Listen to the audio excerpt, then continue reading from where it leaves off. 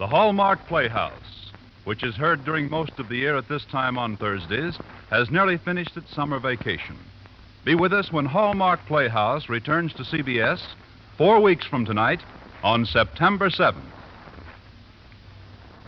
Now from Hollywood, it's time for Edmund O'Brien as Johnny Dollar. I'm glad you're in, Dollar. This is Barton, Chief Adjuster at Cosmopolitan All Risk. When can I see you? I hope it doesn't have to be tonight. I'm ready for bed. I'm afraid it does have to be tonight. I just got a call from a city fire inspector. There's a 4-alarm blaze in the Hartford Alliance building. We carry the fire policy. Does Inspector phone you?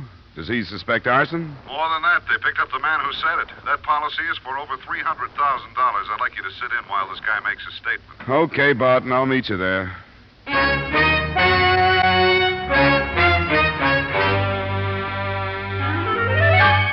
Edmund O'Brien in another adventure of the man with the action-packed expense account. America's fabulous freelance insurance investigator. Yours truly, Johnny Dollar.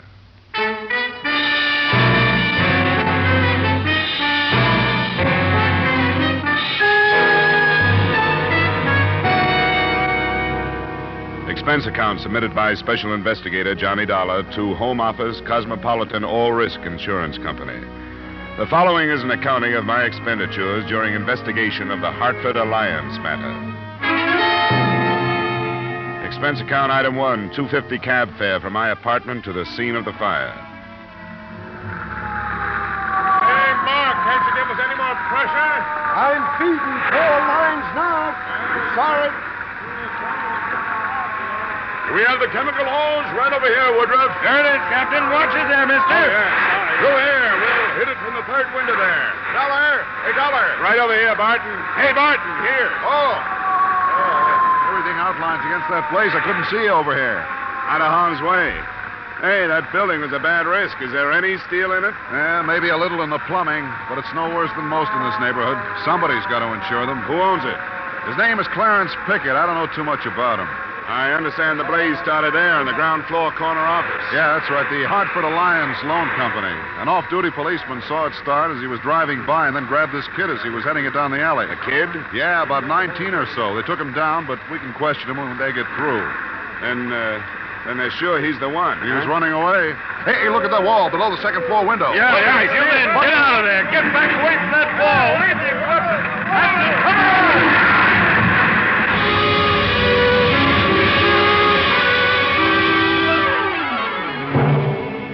Expense account item 2, $1.75 cab fare to police headquarters where I met Sergeant Broderick, the officer in charge. This kid's a queer one. I don't know what you'll get out of him. He wouldn't even give us a name to book him under. Nothing on him that would identify him? Nothing. He must have stripped his pockets. Well, the fact that he darn near killed a bunch of men might help loosen him up, huh? I wish you luck. Yeah, this is it. You all ready, Martin? I'm all loaded, yes. We're going in to talk to him. When we finish, I'll bring him out. He'll be in front of me. Right. What's that for? We'll get a photograph, snap one as he comes out the door. Can't get a halfway natural one any other way. Then we'll have it published and try to find out who he is. Go ahead. All right, son, get on your feet. These men want to talk to you. It won't do you any good to talk to me. I don't want to talk about anything, and I won't. Did you set that fire? Yeah, I said it. Why? It doesn't make any difference why. I said it, and I'm ready to take anything that's coming to me. Have you set any other fires? If you mean am I one of those arson nuts, I'm not. And why'd you set it? Why do you keep asking me questions when I told you I wasn't going to answer any? Your fire almost killed some men a few minutes ago. It may do it yet. I didn't think about that. I'm sorry. I had to do it. Why? I can't tell you. Leave me alone. Somebody hire you to do it? It doesn't make any difference. Why won't you tell us who you are? Because I don't want you to know. I don't want anybody to know who I am. I don't want a trial or anything. I'll plead guilty to everything, to setting the fire and to killing firemen, everything. Just give me what's coming to me and leave me alone. Let me see your hands. Why? Let me see them. No. Hey, let go, will you? Let go. Up, darling. Well, that's all I wanted. What was that for? I wanted to find out what kind of a kid he is. He's not tough. His hands are clean, nails trimmed. There's a mark left by a ring on the third finger, left hand. Class rings, my guess. I've had enough for now, Sergeant. Okay, we're turning him over to the psychiatrist in the morning. All right, son, on your feet. I'm going to put you to bed now. Come on. Keep moving. Hold it now. Hey, give me that camera. You can't take my picture. What are you trying to do? Calm down. Calm down.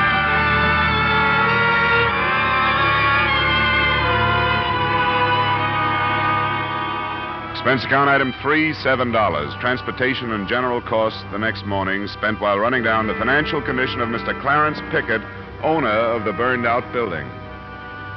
At 1 p.m., I looked for him at his home, and at 1:45, I found him viewing the charred remains of the Hartford Alliance building.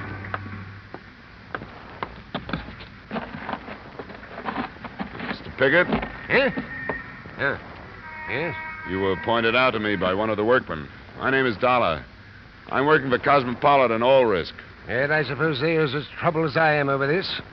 My office was right there, the corner one on the 3rd floor. That's right over the spot where the fire started. Yes, so I've been advised. And I was reminded as to how many nights I've been working there at the hour it broke out. You haven't assayed the loss already, have you? That's not my job, Mr. Pickett. I'm not an adjuster. I'm a private investigator. Oh. Well, I suppose under conditions such as we find ourselves, it'd be reasonable to expect investigation. Who is that strange boy? And why did he do this thing? You've seen his picture in the paper there. I was going to ask you if you knew him. I? Well, of course I'd. What are your insinuations, young man? Look, Mr. Pickett, the conditions, as you call them, are not at all clear. An insurance company feels it has a right to make plenty of insinuations when it's up against a fire of incendiary origin. Go on. I was able to learn this morning that financially, you are not a healthy man. You rotten snoop. You've taken some pretty heavy losses on the exchange in the past few months. I've dealt in stocks, bonds, and property for a long time. When the day comes that I have to burn myself out to recoup my losses... Oh, go away. I don't want to talk with you any further. I'm afraid it can't stop here. Will you come down to police headquarters and face that boy they picked up? I will not. Why won't you? Because I have no reason to. I've never seen him, and I don't care to. On the strength of your refusal, I think a court order could force you to. You do that? I certainly would. So you have nothing to lose by coming without one. Very well, Mr. Dollar. And I'll see you choke on your own insults.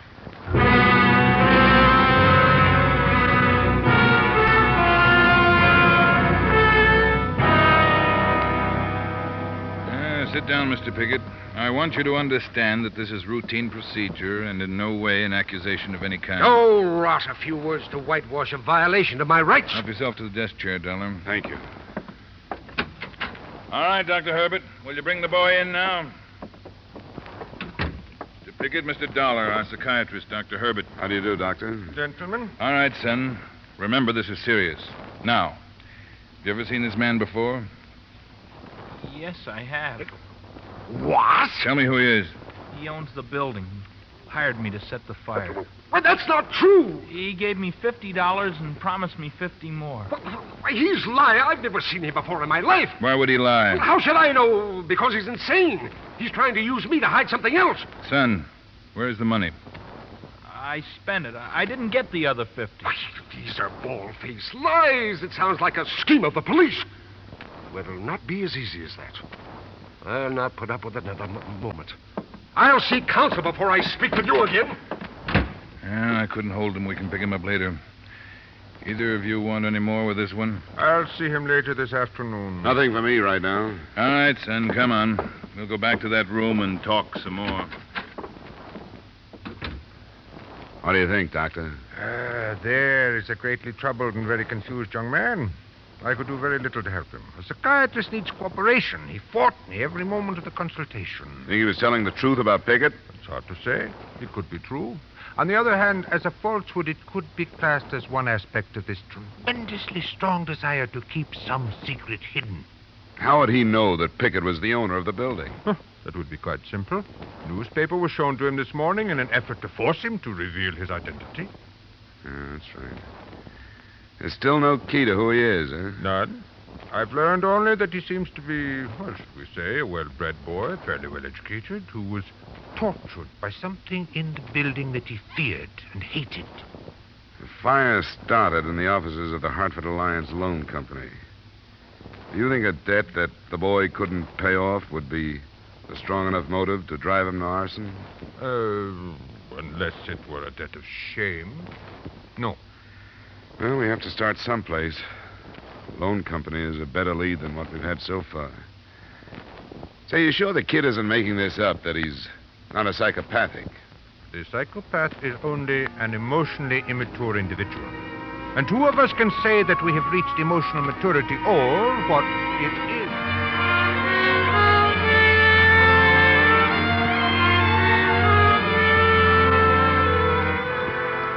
After hearing the doctor out to the bitter end, I knew no more about the arson case than I'd known before. Expense account item 4, $1.75, cab fare back to the ruins of the Hartford Alliance building. Only a guard from the fire department was there, and a workman who was busy in the same office I wanted to look over. I wouldn't come in here if I were you. You'll get dirty and it isn't too safe. I'll be all right. What do you want? Well, I got an okay from the guards out there. I'm an investigator working on this case. Oh, go ahead then. This loan outfit hired me to bring out their stuff that isn't burned, but it's all mixed up with the stuff from upstairs. Caved in. Yes, fires are a mess. Yeah, the safe from up there fell through, and I can't tell one from another. I wouldn't be surprised if the whole floor came next, what's left of it. What are you looking for? I don't know. What was upstairs? An employment agency, from what I picked up. Maids and butlers and that kind of thing. There's the one safe, and that's the other. Can you tell them apart? Why don't you take both of them out and open them?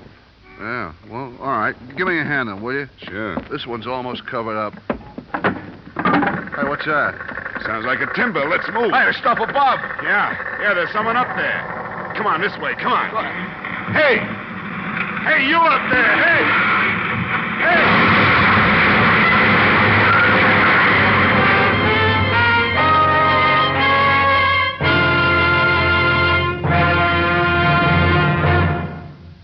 The highest standard of living, the highest wages, and the shortest hours. All this plus the time-honored guarantee of individual freedom. Where else will you find all these advantages but under our American economic system? Help to preserve that system. It has brought more benefits to more people than any other system ever devised. Now, with our star Edmund O'Brien, we return to the second act of Yours Truly, Johnny Dollar.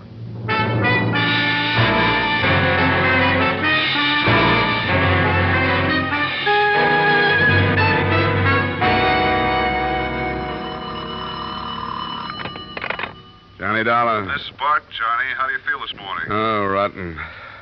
How about the workman? Bad, still unconscious, fractured skull, and something about his back.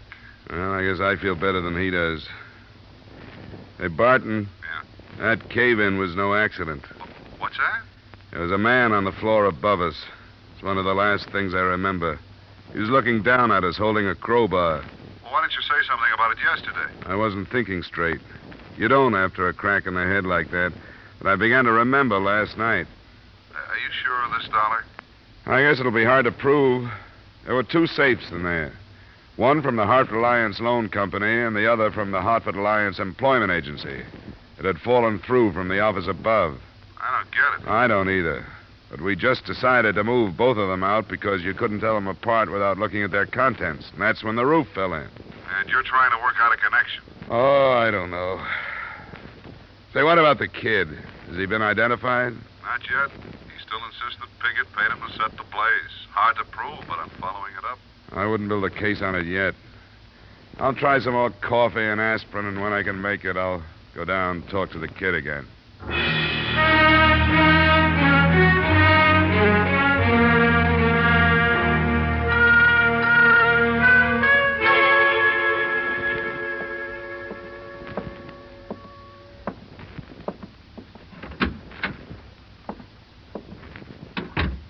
What's the matter with you?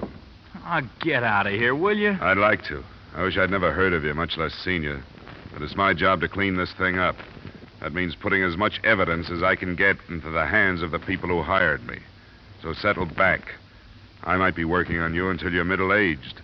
Pickett hired me. I told you that. Speaking as an insurance man, I'd like to believe that's true. But I don't think it is. I think something in the building was behind that fire. He paid me to do it. And why would somebody try to kill a workman and me because we were pulling a couple of office safes out of the wreckage? I don't know. I don't know anything about that. Pickett hired me. What does the Hartford Alliance Loan Company mean to you? Nothing. I don't know anything about it. Or the Hartford Alliance Employment Agency? It doesn't mean anything. It doesn't mean anything. Nothing does. I can't tell you anything. Leave me alone, will you? I can't tell you anything. Please, leave me alone.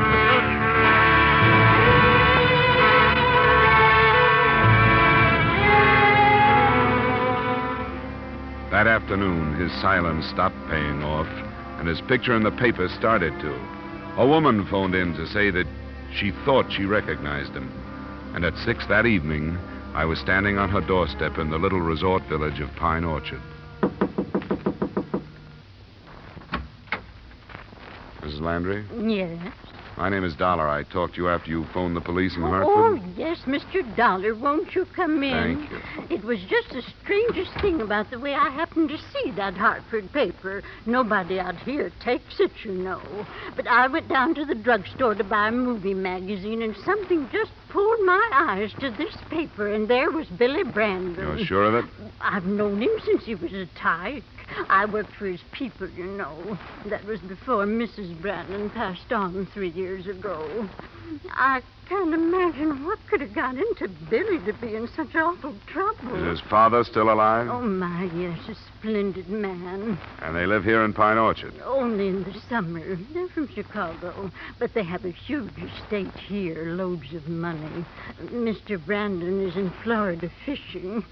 Poor man, I don't suppose he even knows. The police are trying to locate him. Yes, I just don't know what to think of it. How could Billy cause his poor father such shame? Mrs. Landry, do you know if there's anyone on the estate now that I could talk to? Nobody that lives in. Mr. Meek, the gardener, lives just down the street. He told me just yesterday that woman they kept out there left her job without so much as locking up the house. Who is she? Their maid. An out-of-town girl. From your home, Hartford. Some employment agency sent her. Employment agency? That's what Mr. Meek told me. Mrs. Landry, do you know if it was the Hartford Alliance Employment Agency? Yes, that was it. It's their business, I suppose, but there are plenty of good girls right here in town. Mrs. Landry, what was her name? Do you know? No, I don't, but Mr. Meek lives just down the street. He'd know. The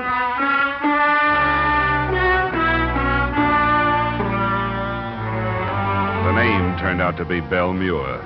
And with that information, I pried Sergeant Broderick loose from a friendly poker game after I'd gotten back to Hartford. I met him in the file room at headquarters. Come on in, Dollar. We'll see what we can dig up. Now, give me your theory again, will you? Well, according to your psychiatrist, young Brandon was afraid of something in that building. It would seem that somebody else was afraid to see one of the two safes leave. How sure are you of that? I saw a man pry the wall loose. Did you identify him? Probably not. I just caught a flash. But the fact that the Brandons had hired a girl from the agency sort of falls into place, doesn't it? Don't you smell blackmail? We'll see.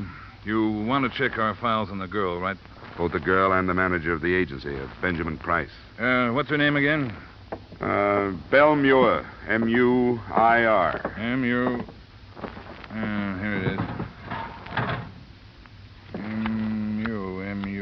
M-U... Yeah, here's a Muir. Adelaide. How's that for a record? Look at that. They never learn. Mullen. That's it. No more Muirs. Can we try Price now? Sure. Here's the mail file over here. P-R-I... Price... Adolph. Dollar. Benjamin? Benjamin L. Benjamin L. Yeah, here he is. What do you know about that? What's on him? 1939, suspected of fraud, no indictment. 1944, suspected of receiving stolen goods, no indictment. Suspicion of fraud again in 48. No indictment. What about young Brandon? Can I talk to him? Won't do any good tonight. He's in the hospital under sedatives. Oh, you can't help feeling sorry for him. At least I can. Especially if it's blackmail. Yeah, I know. His father's due in tomorrow afternoon. Maybe he can do something with him. Well, I'll see if I can get authorization from the bunco detail to follow this through. Tomorrow, we'll look into that setup. Do you care if I go ahead tonight? Where are you going? Belle Muir's. Why start with her? Couple of reasons. With a background of suspicions, but no indictments like that, Price must be smart. And I'd like her to talk to him before I do. Put him on guard and see what his next move will be. Okay, Dollar. There's no way I can stop you. You've been lucky so far. Don't foul it up now. Lucky? I'll trade you my headache for your poker losses any day.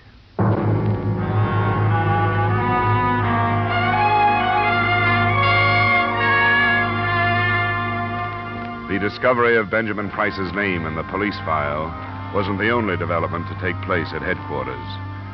The desk sergeant had a message which he passed along just before I left. The workman who had been with me in the office when the wall had come down on us had died of his injuries.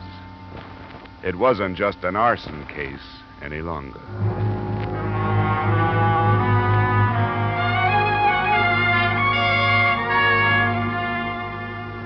I found Belle Muir at home, in a ground floor apartment, low-income neighborhood.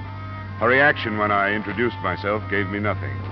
She invited me in, apologized for some nylons drying on the back of a chair, and invited me to sit down. I can't believe that Mr. Brandon would do such a thing. Why would he? I think he was being blackmailed. Oh, a nice young man like him. I don't think he'd ever do anything he could be blackmailed for. He's too nice. Have you ever heard of anybody but people with nice reputations standing still for blackmail? Oh, I can't believe it. And I don't understand about the fire. Why would he do that? To try and stop the blackmailers. Now, you're the only connection we've found between the building and the Brandons.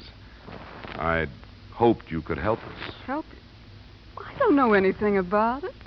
You got your job with the Brandons through the Hartford Alliance Employment Agency? Yeah, I've been signed with them for over a year. Is there any way they could have gotten a hold of any information they could use against the boy? I don't see how. And I swear I don't know what it could be. Young Mr. Brandon was almost too nice, if you know what I mean. Oh, just what do you mean? Well, I've had trouble with some of these spoiled rich men's sons, but Mr. Brandon never looked twice at me. Listen, you don't think that I... Why'd you leave your job so suddenly, Miss Muir? I didn't. I'm still employed. But when his father ran off to Florida and young Mr. Brandon said he was going away, I didn't see any use cooling my heels in that place away from my friends. Uh-huh, sure. I think you're barking up the wrong tree, Mr. Dollar.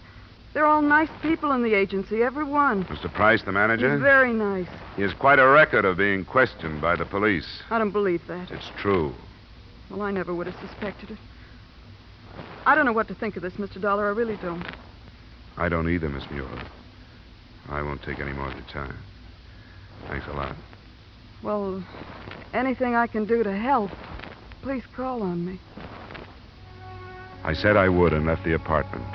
But I got back to a position outside her door in time to hear a phone dialed and a conversation that started, "He was here."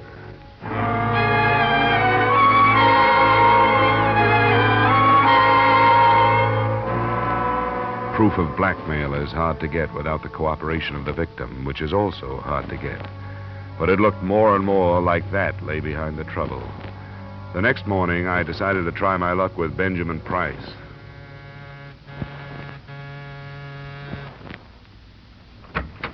Yes? Mr. Price? That's right. My name is Dollar. I'm investigating the fire in your building for the insurance company. What do you want from me? I didn't light it. It's funny you should say that. Why? Because in a way, I think you did. You can suspect blackmail all you want. That's one thing. Making it stick is another. I guess Belle won't be much of a witness against you, will she? Best kind I can think of. We're going to get married. She's loyal. So why don't you drop it, Dollar? You won't get any place. You feel a little different now than you did when we were moving your safe out of that building. You must have gotten rid of the evidence. I don't get you. Yes, you do. I saw you. Don't you remember? I yelled at you. Don't be ridiculous. The man who was with me, the workman, died yesterday afternoon. With the blackmail, it should work into a first-degree murder charge. You're going pretty far, aren't you? Not as far as the men from the police laboratory are going. They're looking for marks from a crowbar in that rubble that came down on us. And they're pretty good. Watch where you talk this stuff up, Dollar. I'm warning you, I don't scare easy and I don't railroad easy. And what are you worried about? Watch where you shoot off your mouth. Now beat it. Go on!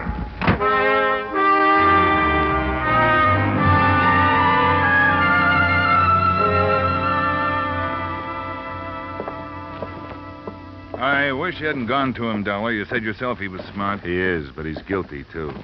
I recognize him, and he knows it. What about the father? Well, he got in a little afternoon. He's a pretty important man in Chicago, an ex-public defender. Defense lawyer now with one of the biggest private practices there. Sure, he would be. Yeah, this is the room. We, moved him out of the ward. Mr. Brandon, this is Mr. Dollar from the insurance company. How do you do? Mr. Brandon? Mr. Dollar, I understand that you've done a great deal of work on this situation, and I feel that it's fair to tell you that neither my son or I will make any kind of statement until we take the query under the fullest consideration. That's all right with me, Mr. Brandon. I just left Benjamin Price. You did? Yeah. From his attitude, I take it that the basis of his blackmail is pretty strong. Blackmail? I see no reason for that word to enter the conversation. You're not in a courtroom now, Mr. Brandon. You're in a hospital room where your son has been kept under sedatives because of an almost complete nervous breakdown. Price is convinced that you'll sacrifice your son rather than give us proof that will clean this up. He threw that in my face. Mr. Dollar, as an insurance investigator, what is your interest in this case at the moment? Your son has tried to involve an innocent man. The company that hired me would be liable to slander if they try to build a case on his accusations. And you know the insurance companies. I do, indeed. I can promise you that we'll dig into your son's background and your background until we get the answers we want. Dad. Just a moment, Bill.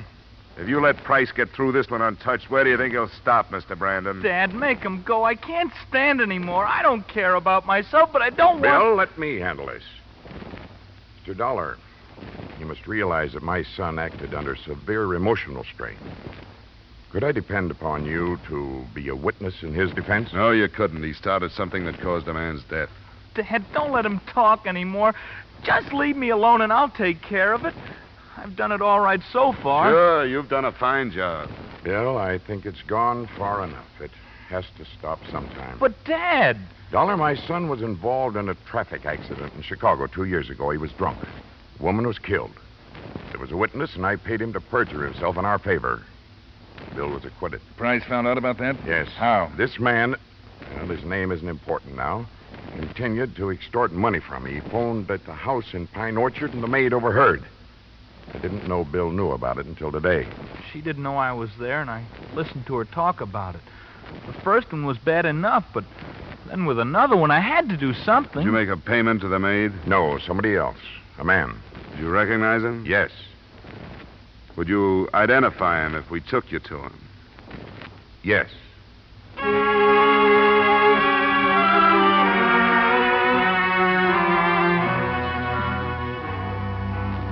The rest, as far as I was concerned, came 20 minutes later when Mr. Brandon, Sergeant Broderick, and I stood in front of Benjamin Price's door.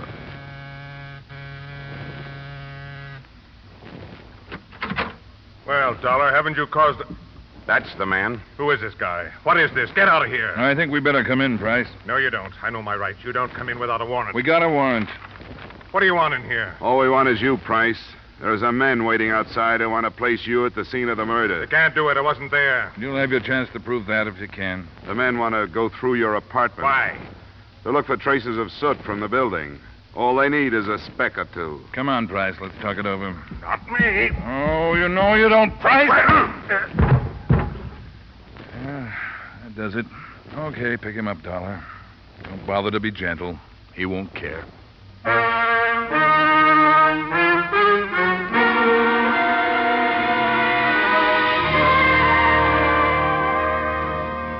Expense account item 6, $40, miscellaneous.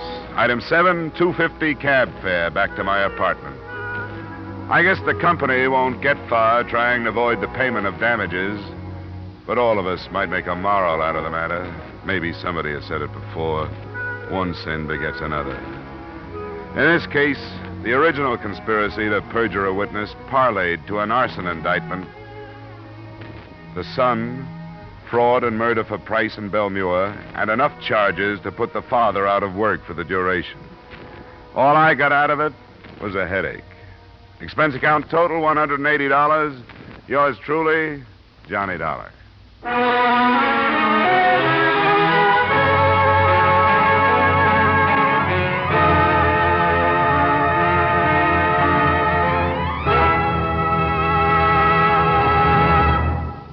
Yours truly, Johnny Dollar, stars Edmund O'Brien in the title role and is written by Gil Dowd with music composed and conducted by Leith Stevens.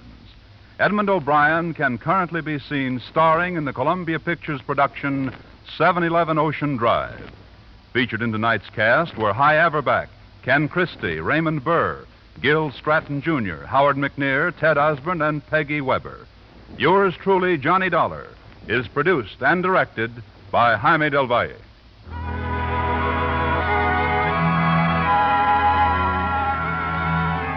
There'll be a new adventure with Philip Marlowe, Raymond Chandler's famous private eye, on most of these same CBS stations this Friday night. Shrewd, hard-boiled, given to the wisecrack, Philip Marlowe will bring you a solid half hour of thrills Friday night on CBS, the Columbia Broadcasting System.